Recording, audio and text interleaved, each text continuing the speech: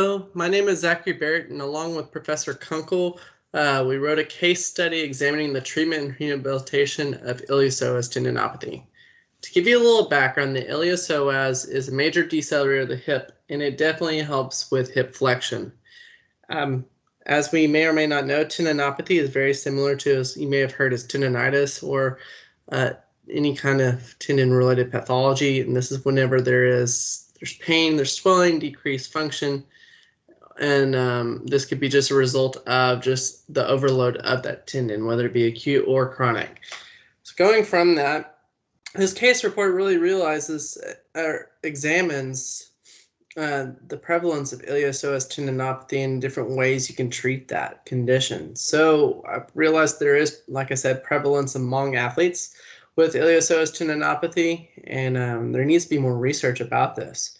So with this case report, we examined a patient back in my collegiate rotation where we examined a 18-year-old male. He was an NCAA Division I defensive back, and he came into the athletic training room really reporting about this bilateral hip tightness. And so after further evaluation, examination of the athletic trainer, he was diagnosed with the physician and everything with iliopsoas tendinopathy.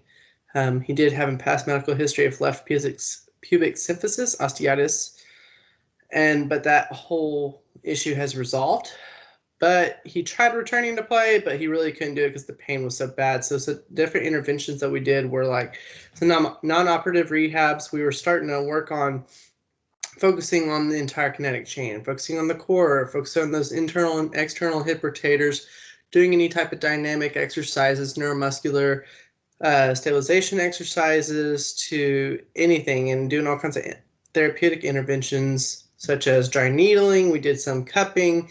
We did some ultrasound, some Hibamat, some electrical stimulation, and even some, like it says on manual muscle therapy.